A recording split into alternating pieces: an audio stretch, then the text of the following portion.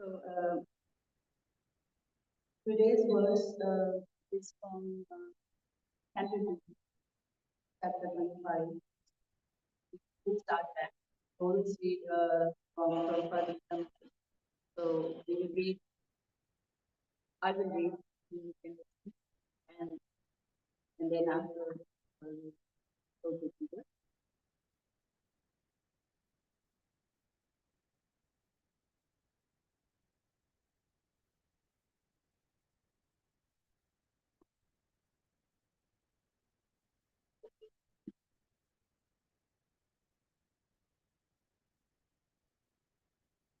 So the summer evening was warm, and in the storefront, the back window and the front door was open wide. Young men, several of them dressed in black linen and button-down coat shirts with broad belts, had left their work papers by the front door and were now sitting on the floor. Most of them were from the lower east. No one had to go to the great trouble to come there. The little room was bare. No pictures, no furniture, no rug, not even a chair. Only a few plain straw mats. A single bulb hung from the ceiling into the center of the room. It was 7 o'clock, and about a dozen people had gathered when the Swami suddenly opened the side door and entered the room. He wasn't wearing a shirt, and the saffron clothes that draped his torso left his arms and some of his face. His complexion was smooth golden brown and active, his head shaven, his ears long cloak, and his aspect grave. He seemed like pictures they had seen of the Buddha in meditation. He was old, yet erect in posture, fresh and radiant.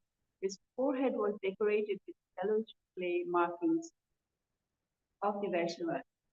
Prabhupada recognized big, braided Howard and smiled. You have brought your friend. Yes, Howard answered in his loud, resonant voice. Ah, very good. Prabhupada stepped out of his white shoe, sat down on a thin mat, faced his congregation, and indicated they could be they could all be seen.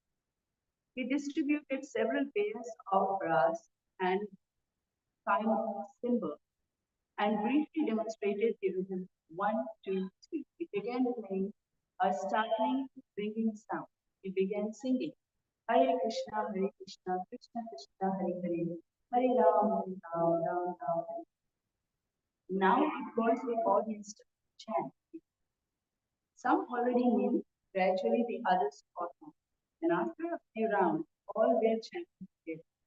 Most of these young men and few young women present had at one time or another embarked on the scientific voyage in search of a new world of expanded consciousness. Boldly and recklessly, they had entered the turbulent, forbidden waters of LSD, peyote, and magic mushrooms. Heedless of warnings, they had risked everything and done it. Yet there was merit in their eagerness to find the extra dimension of the stuff, to get beyond ordinary existence, even if they didn't know what it beyond was, or whether they would ever return to the comfort of the ordinary. Nonetheless, whatever truth they had found will remain untold, and whatever worse they had reached, these young psychedelic voyagers had always returned to the lower side. Now they were sampling the Hare. When the Kirtana suddenly sprang up from the Swami's and sonorous voice, they immediately felt that it would be power out. Here was another chance out and belief began to grow. They would surrender their minds and explore the limit of the chanting for all it was worth. Most of them had already associated the mantra, mystical conditions and which had called our which had called art to them in the words of history, turn of negative relation. But whatever it is, this Indian let, let it be, it carry us far in the heart. Let's take it and let whatever the price, let it come. The chanting seems simple and natural enough, sweet, and wasn't going to harm anyone. It was, in its own way, far out. As Prabhupada chanted in his own inner ecstasy, he observed his congregation. He was breaking ground in a new land now. As the hand cymbal rang, the the lead and the response of Hare Krishna mantras were filling the evening. Some neighbors let noise. Pureto Ryan children, enchanted, appeared at the door and they were looking. Politely, exotic it was, yet anyone could see that a Swami was raising an ancient prayer in praise of. This wasn't proper jazz. He was a full man, a Swami, a public religious demonstration. But the combination was strange, and Indian Swami chanting an ancient mantra with a storefront full of young American kids singing along. Prabhupada sang on, his shaven head held high and tilted, his body trembling slightly with emotions, confident. He led the mantra, absorbed in pure devotion, and they responded. More passerby were drawn to the front door and opened, and some jeered, but the chanting was too strong. Within the sound of the music, even the car horns were completely staggered. The vibration of auto engines and the rumble of trucks continued, but in the distance now and unnoticed. Gathered under the dim electric light in the bare room, group chanted after their leader, who gradually from a instant focus to an obstinate harmony of words. They continued clapping and chanting, putting whatever they could, in hopes of discovering its. The Swami was not simply giving some 5 minute sample instruction. For the moment he was there, their guide in an unknown room. Our and Kate's little encounter with the people as scouts,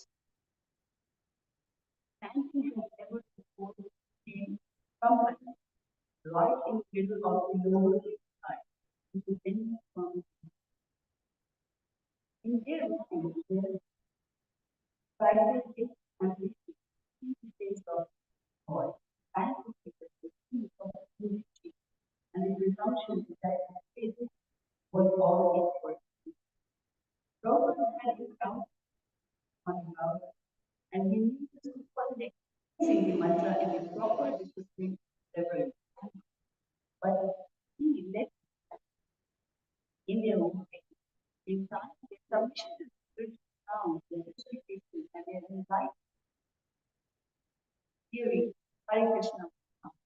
It stopped between them, the standing and people. But now, the lower east side, Russian, the children at the door began to chatter now. Hard and trucks made the rumble heard once more, and a voice shouted from a nearby party, demanding quiet. Was now our pleasure, half an hour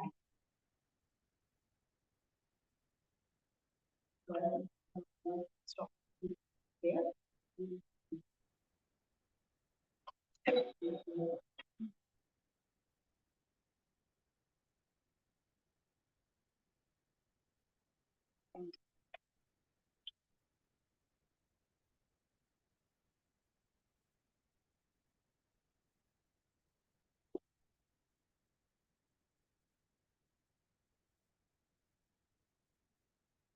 Namo Bhagavate Vasudevaya.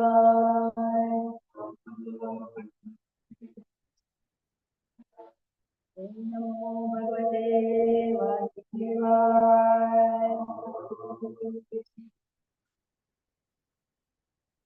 Om Namo Bhagavate Vasudevaya.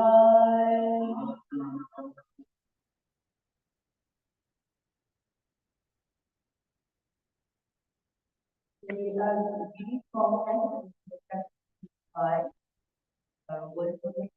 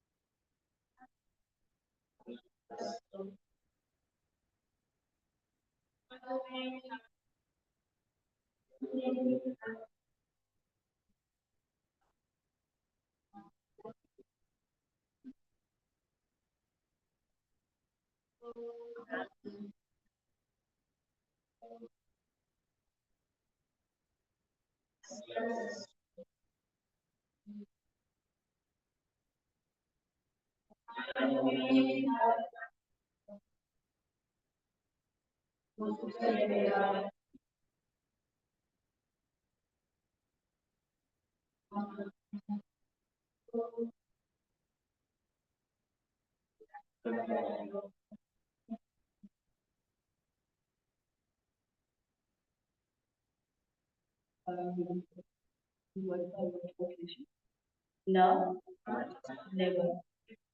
Kamu, mene, or, in, or, late, on the third, Yavati, all kinds of rural essential output, calm and objects of sense enjoyment, calm ya mana, desiring, ask that, see, tasya, is, tasya, is, upap, upapataye, for obtaining. Translation and question number one. King Puranjana had unlimited desires for self-fulfillment. Consequently, he traveled all over the world to find a place where all his desires could be fulfilled.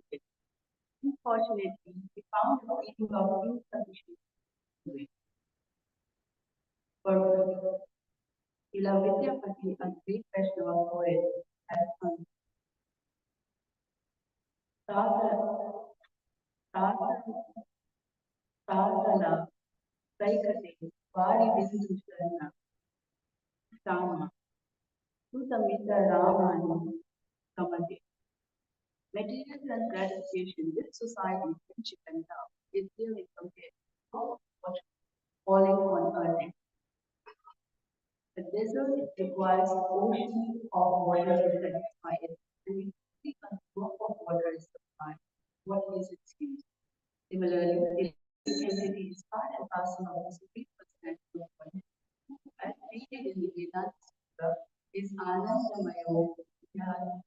Dasa, full of it.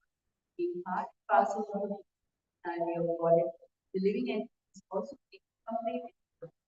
However, complete performance cannot be achieved from this personality. He is wondering in the different stages of life. The living entity may take some type of enjoyment in body or another, but full enjoyment of senses cannot be obtained in immaterial body. Thus, Puranjana, the living entity, wonders in different types of body, but every day needs frustration. In other words, the spiritual spark powered by man cannot be destroyed. The sense in any circumstance material. A deer may become absorbed in the musical sounds vibration, vibrated by the hunter, but the result is similarly, a fish is very good at gratifying its tongue, but when it eats the bait offered by the fish, even the elephant who is so strong and is captured and loses its independence while satisfying its genitals with a female head. In each and every species of life, we live in body to satisfy various senses, but he cannot enjoy all his senses at one time. In the human form of life, he gets an opportunity to enjoy all his senses fervently, but the result is that he becomes so attached to his same sense gratification that he ultimately becomes morose as he tries to satisfy his senses more and more, and he becomes more and more interested. Uh, prayer.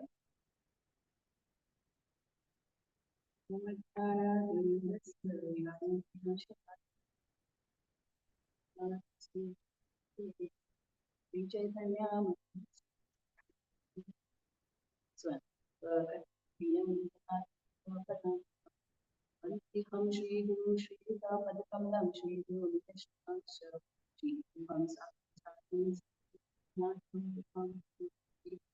Sadhu Krishna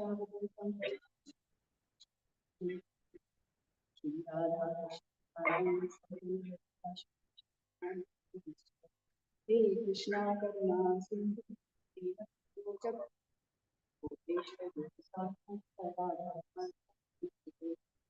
Kanchanam Gaurang Giradhiri Vrindavaneshwari Vishvanusute Devi Sannamani Vanta Saram Paham Vaishnavi Purnam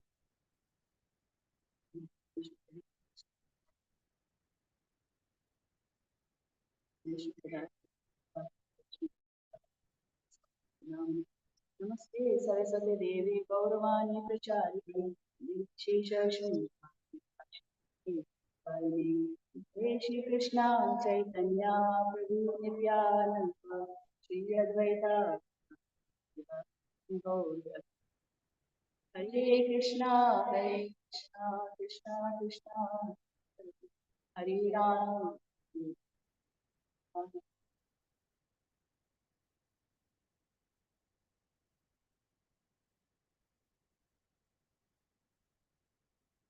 I have a my leg get blood stop.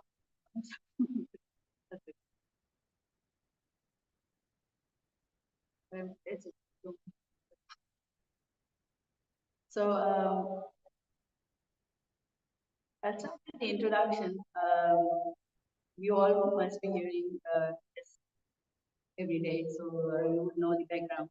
But we saw that at the start of this chapter, the Prachetas bring, they were given instructions to go and listen to the Rudra Gita, and they got special mercy from Lord Shiva.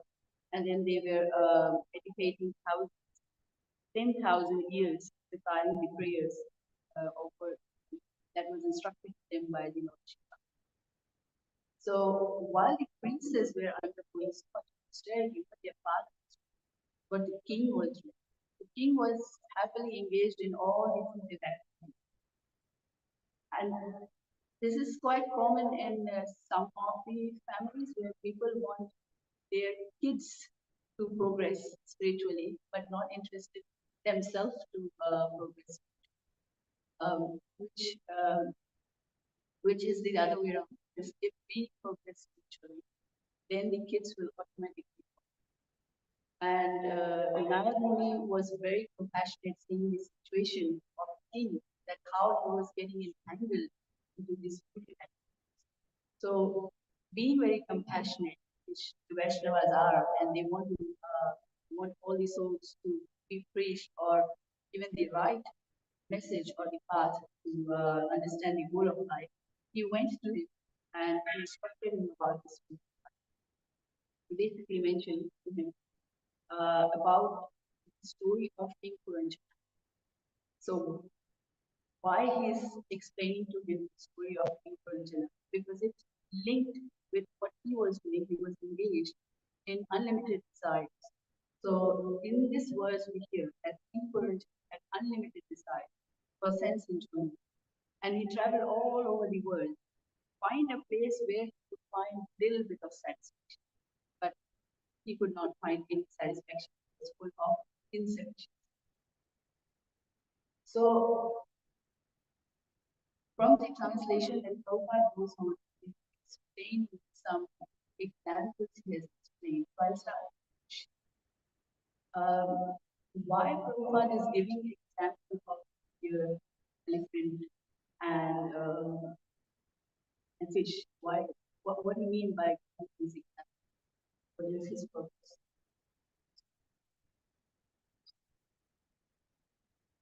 And understand what we need.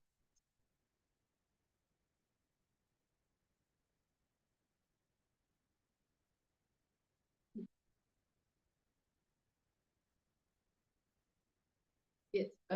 So we understand how they are trying to satisfy their senses. Anybody else would like to have an attempt? Okay. All right. So this example, he has taken from the Vedas, where it goes. Kuranga matanga patanga mina vingana and he has explained three of it. So he has explained Kuranga. Kuranga is deer. So, and he has linked all these five with the five senses. So, Kuranga is deer, and senses, out of all animal species, one sense is very strong and uncontrolled of animals that puts them in. So, Kuranga, the deer's sense of listening or hearing is so much attached to hearing that it gets trapped by the hunter and ultimately dies. And Prabhupada gives the example of Matang, elephant. The elephant's sense of touch is so strong that just loses his intelligence to see that by going to a female elephant. And still he just gets captured and then he gets killed for his task. There are a few more, like as I mentioned, Patanga, moth. Moth, their sense of strong sense of attachment is seen. They get attracted to what they see. So when they're seeing the fire, they don't have intelligence that the fire can kill them. But they're so attracted and fascinated that they just want to see it more closely, get into the fire at night. And then it's Meena, which is fish. Fish sense of attachment is taste. So fish wants to eat and doesn't realize that when the fisherman puts the food in the bait, it is a trap. And then again, because of its unconscious senses, fish dies. The same for bringer, which is honeybee. So honeybee has a sense of smell, very strong fragrance. Honeybee gets attracted, and honeybee has a very strong ability that when honeybee gets angry, it can actually cut through the food.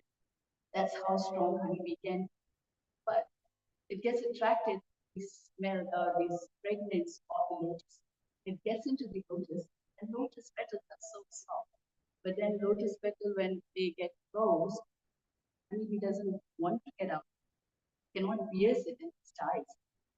So that is how the attachment to some senses uh, just for some sort of destruction. This is what Prabhupada is trying to explain. That how all these uncontrolled desires can trap one into some sort of destruction. And fifth one is human who have all these five senses that can enjoy. So, what we speak of humans, when we have all of these uncontrolled senses, we are getting trapped, entangled into one. So, other than this, Prabhupada is also one reason to explain why one cannot get fully satisfied in this world. So, does anybody would like to mention that from the book? He has explained one more analogy of why we just cannot. So that's all right. Yes, the corporate in front of it, but it is like he is giving the analogy that pleasure in this material world is like a drop falling on the desert, and it can't satisfy because a drop of water to the desert does nothing. So that's why we cannot get full satisfaction. So because Prabhupada has talked about senses and mind, let's see from Bhagavad which is in 15.7, where we know Krishna has explained that conditioned when the jiva gets into the conditioned life, is struggling very hard with the senses and the mind. And this is what links back of why we cannot get the satisfaction. So there is a story of a sadhu. Sadhu wanted to, he was very blissful in his spiritual life, was practicing very nicely, and he had only two dhotis. And one dhoti was always by a rat. So somebody said that why don't you take a cat to help you with getting the protecting you from rats? So then to maintain a cat, he had to ultimately think of how to maintain the cat. So then he had to buy a cow to so that he could get milk for the cat. And then he was worried, oh, how to maintain a cow? Because the cow you have to keep giving him the grasses, and he didn't have so much time and didn't want to work so much. So he thought that okay, I can get married, and my wife can serve me to help with maintaining the cow. So then he got married. But then to maintain a wife, he has to give her jewelry, he has to fulfill her desires. So he had to get up working. So all that he wanted was peacefully practice his spiritual life, but he got more and more entangled in just maintaining two pair of bodies. So this is how we get entangled in understanding what is the real goal of life, and we just run after and trying to fix one problem, we get into the other. So we just don't know where to find happiness, how to find happiness, and what is happiness. So in 3.39, Krishna has mentioned about the greatest enemy as lust. So he's saying that the living entity's pure consciousness is covered in form of lust, which is never satisfied, and it burns like fire. So if material desires is like this.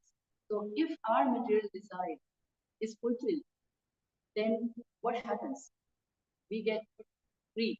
We get greed to get more and more. If it doesn't get fulfilled, then the lust develops because then we are into a mindset that we want to achieve that.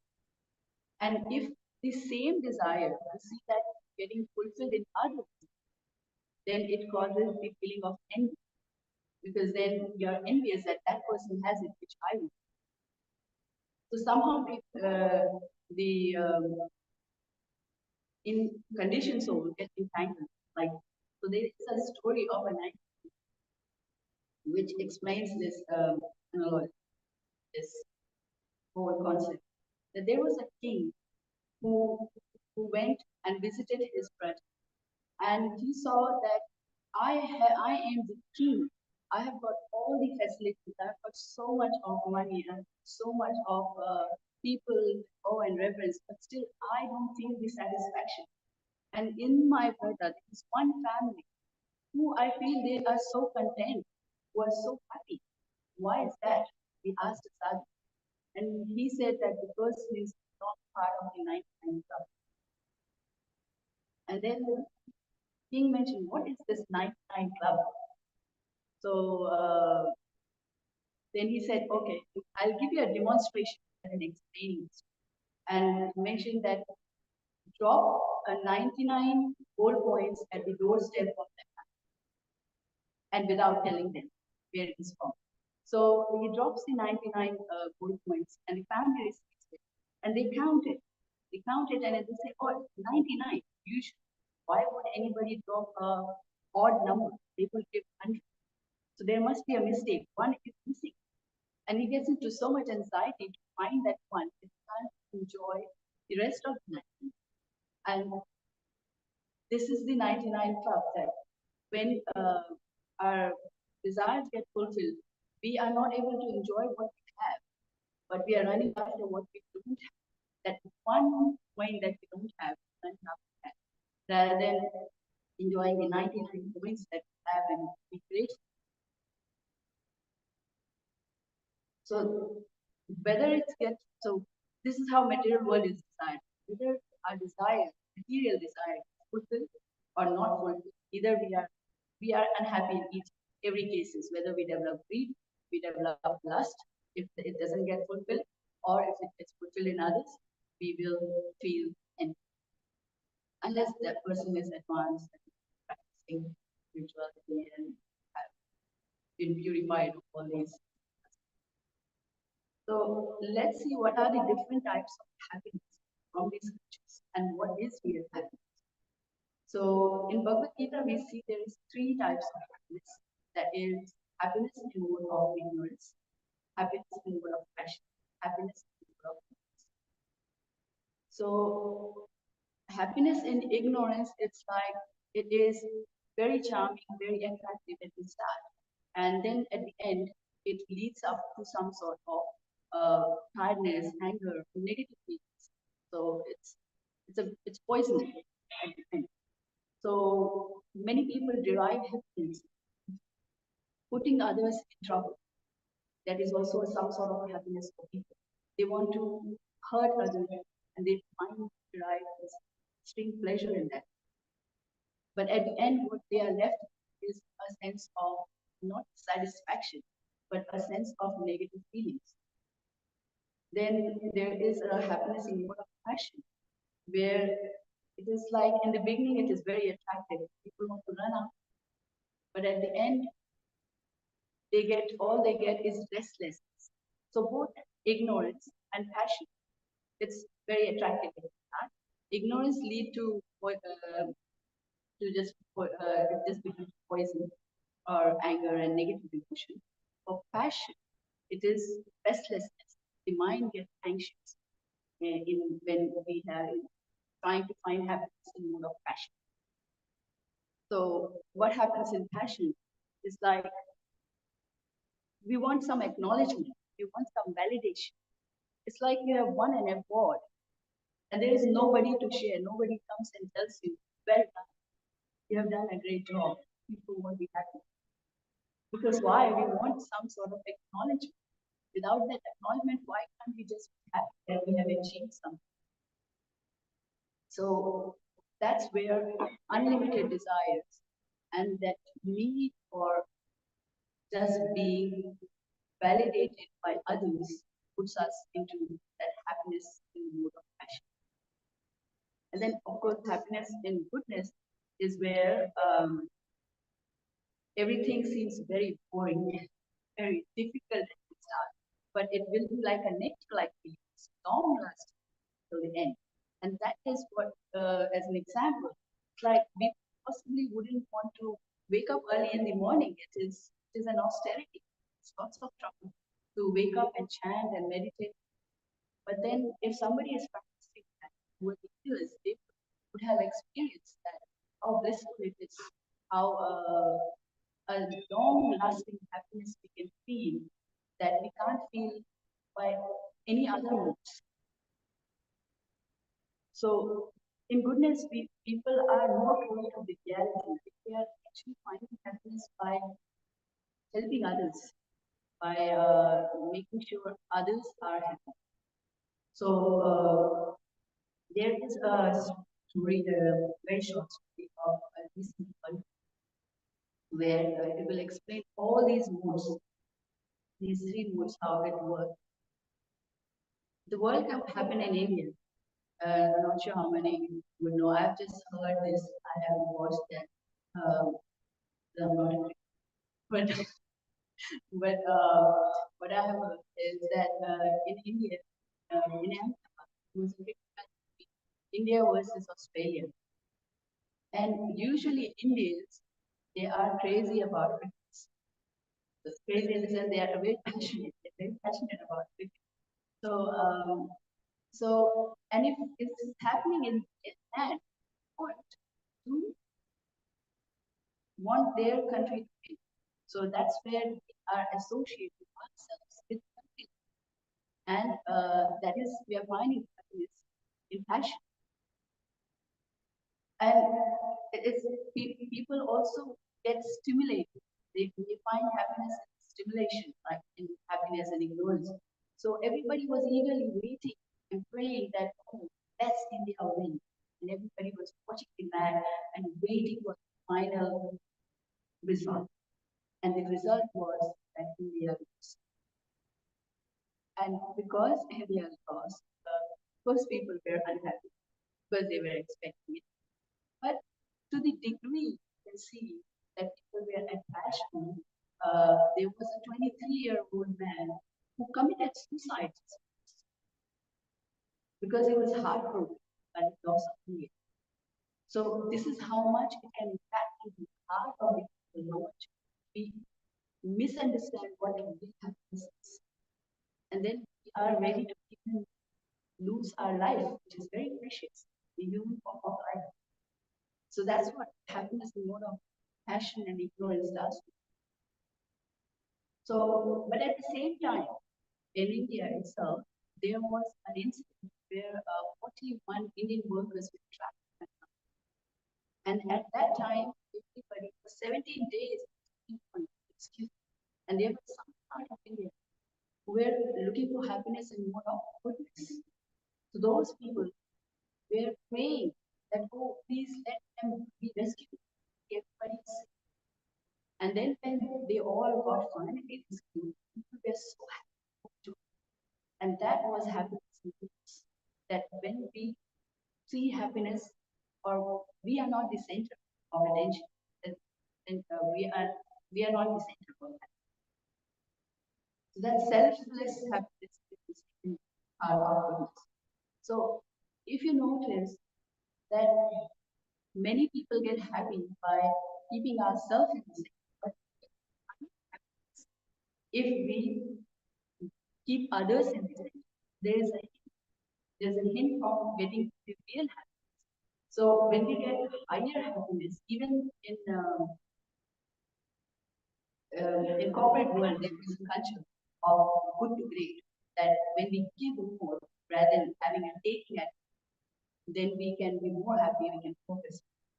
So same thing is even when we want to give more, we are more happy. It's like you have cooked meat and all your friends and family are having and relishing it. So much of satisfaction. But at the same time, if you look at me and eat alone at home, all alone, one bite by one bite, I don't think you'll feel the same level of happiness. So the key is to get happiness by giving, by serving others. And if we serve Krishna, then we get real satisfaction.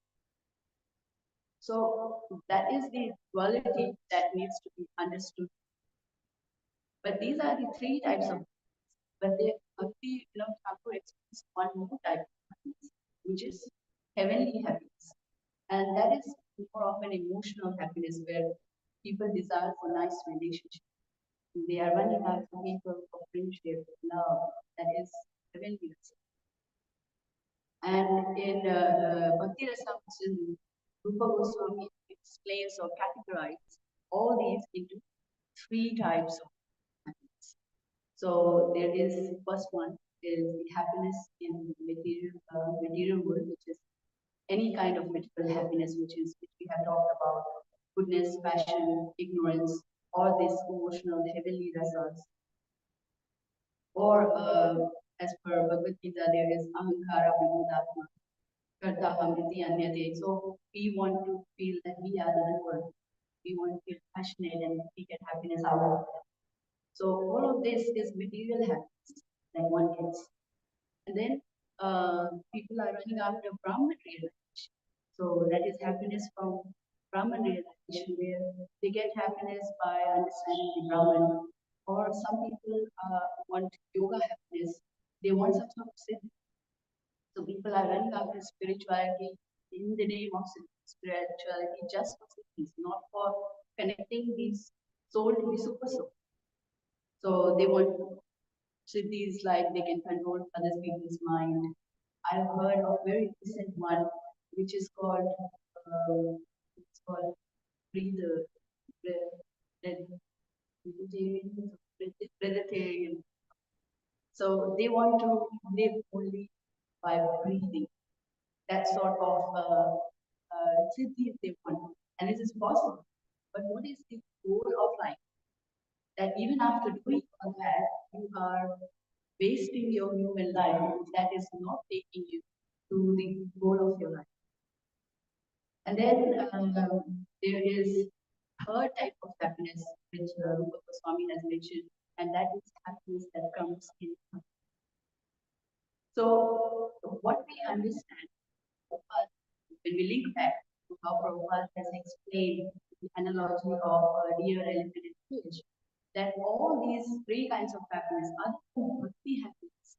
Happiness from material happiness, material modes, or happiness from Brahman realization or yoga is more, it has got some sort of problems. So it is going to trap us. It will cause some sort of loss. So it will come with a price. It will not give us full satisfaction. It's only the bhakti happiness that can give full satisfaction.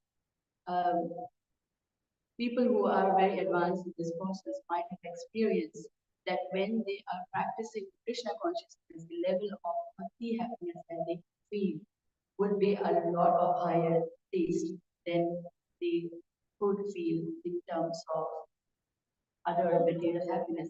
Material happiness does give us satisfaction. It's not like zero satisfaction, but it doesn't give full satisfaction, which even Puranjana was looking. So he felt that something was missing, and that's what Narayani also explained by explaining this story particularly to the king, that he cannot find happiness unless he understands the real world.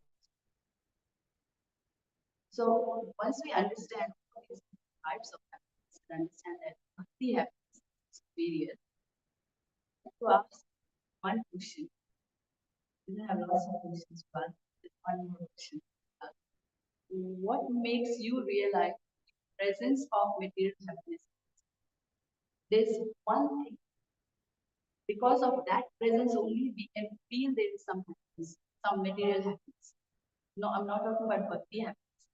Some material happiness, we feel it only because that that is present. Fill in the blanks. That one thing is. Otherwise, we just can't be even material happiness. We are very close.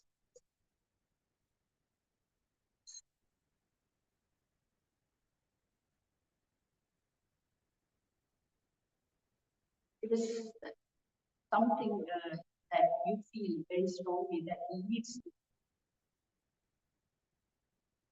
Yes. Very good.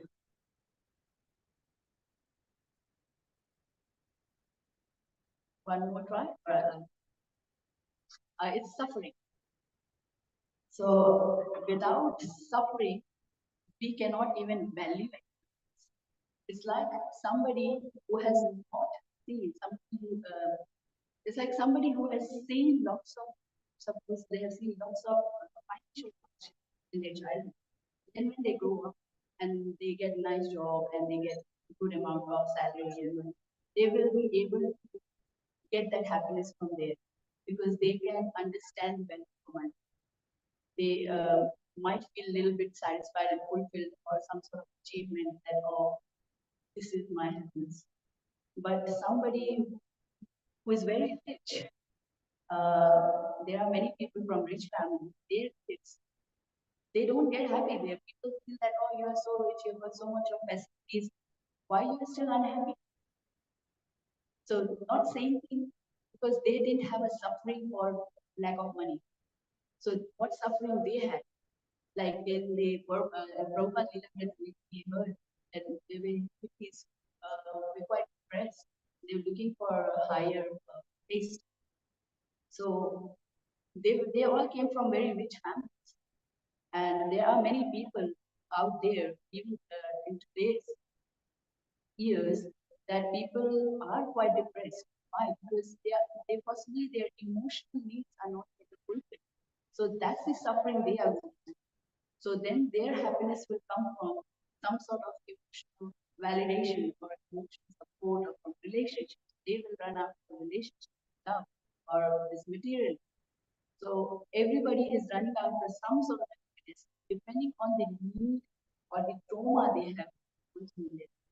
So everybody's search for happiness is not same in this material world because there is a sense of emptiness, there's a sense of incompleteness, and that's not same for everyone. And that is the reason for feeling that sufficiency, because we are just trying to find happiness as an absence of pain, absence of suffering. So that is not real happiness, it's just an absence of suffering. So there is Bhakti Siddhanta Saraswati comments, they comment on Siksha, very nice comment, which he has mentioned about Anandam Buddhi Vardhanam. He explains that Jiva is minute. So we as living entities are minute, but our capacity for enjoyment is infinite. So just to think about it, our capacity to enjoy is infinite, but we are minute. So if our capacity to enjoy is infinite, then how can we find happiness in material world? Because material world happiness is finite. So we can never be fully satisfied. And that goes back to the same verse that Narayana is trying to explain the story of Braj. And same thing which Prabhupada has explained by the analogy of desert. That desert is so vast, a drop of water can't give you the pleasure. That's how the material happiness is a drop of water, and the capacity of jivas like a desert joy. So, but at the same time, then who can fulfill that infinite capacity in joy? And that is Krishna can fulfill infinite capacity. And that's why you may have seen that advanced devotees, they are not run after these material happiness. They feel so satisfied in themselves because they are getting that satisfaction in Krishna. They're getting that energy from Krishna that they feel full. Because Krishna can give the enjoyment of full, like infinite enjoyment to jivas. And and of course, we are trying to find the material happiness leading us to suffering. and we have to pay a price. So there is one more last question of this session that uh, there was a very highest seller book in 2023, material book. It was highly sold in 2023. Anybody knows about it? Okay. That is Spare by Prince Harry. Prince Harry, Diana's son. Why it got so highest and because he talked openly about depression, anxiety, and the problems he went in life. And this shows that how many people are able to connect to him because many people are struggling really hard with the senses and mind.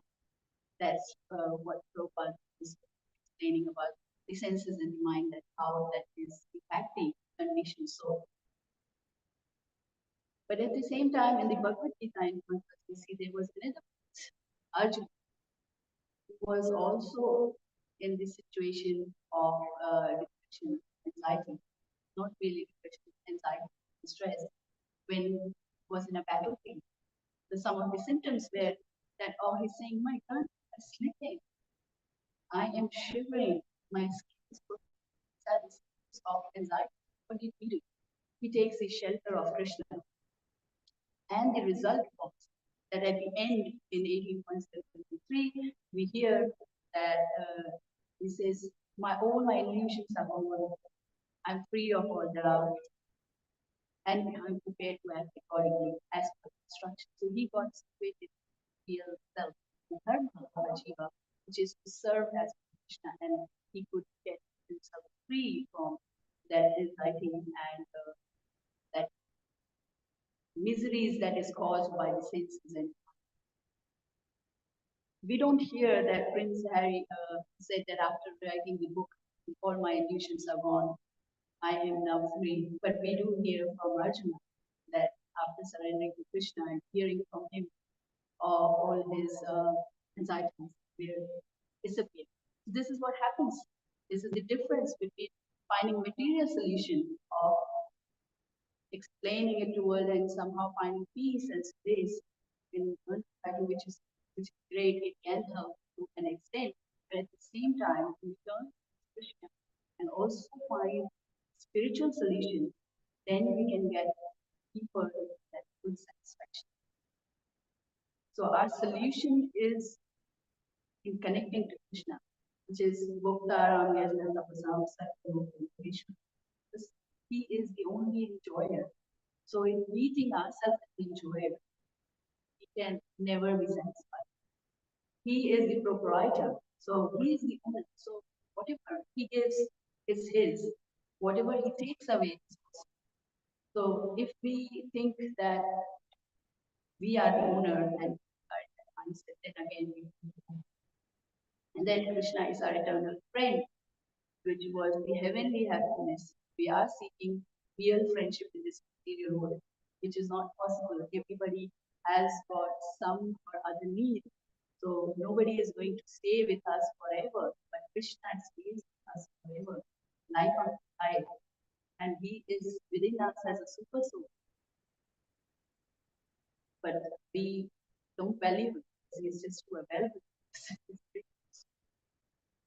So that's how if we realize this and keep that place, then we can get more advanced in spiritual life and turn towards real satisfaction. So I'll end this with a short story on Gopakumara, which I found very interesting. So in Gopakumara, the reason why I'm talking about this story is it's similar to how Puranjana was traveling and trying to find happiness all over the world. Here, Gopakumara, so Sanatan Goswami, in his book Priyad Bhagavad Samhita, he tells the story of a Gopakumara. He said Gopakumara could realize all these qualities in this material world, that how happiness and distress is temporary in this material world, and that's not real happiness. So So when he realized that amount of it and he wanted to have a real, uh, real home, so he was fortunate enough to go back to Godhead. So on his way back to Godhead, he had an opportunity to visit many different planets. But he couldn't find so much happiness. He found some sort of incompleteness in all of those advanced material world, which were very advanced with lots of facets. He even went to spiritual world like Vaikuntha and Ayodhya, and he could find happiness, find bliss. But he thought something is missing. I don't know what is missing. And then he realized he was missing Krishna. He was missing Brajvasi. So he had a desire to go to Goloka. So of course Krishna was fulfill his desire and he sent him to Goloka Vrindam. When he reaches there, he asked Brajvasi, where is Krishna? Where is Krishna? And he said, oh, Krishna has gone with the cowherd boys. He will return after some time. We all are waiting. He was waiting. So he was waiting for Krishna. And it is very interesting of how Krishna receives Guru. So when Krishna sees Gopakumara and all in all the other Brajvasis, he stopped playing his flute and he just ran in urgency towards Gopakumara. And he said, I've seen you after a long time.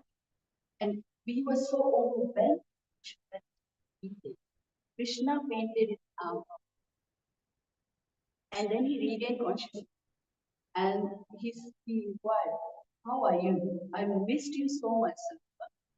Every day I waited for you, hoping that you will return one day. I'm so thankful. I'm so grateful you are back. Please stay here. Don't go anywhere. So see how Krishna is reciprocating. If any friend leave us and goes there, nobody bother to even say I'm thankful and grateful. So how much selflessly Krishna is loving us, is waiting for us. He is embracing without any expectation. He's saying in return that I am so grateful that you are back. And in spiritual world, Gopakumara's name was Krishna remembered, even though Gopakumara didn't remember his name. So once Sarupa got connected to Krishna, that's when he realized he got finally found that full satisfaction.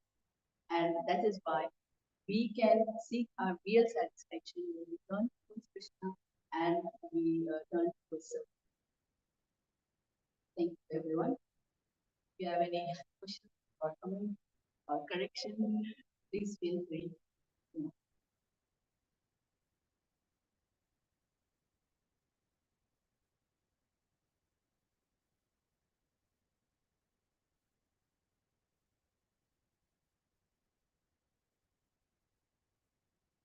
But I'll end it here. Chila Prabhupada.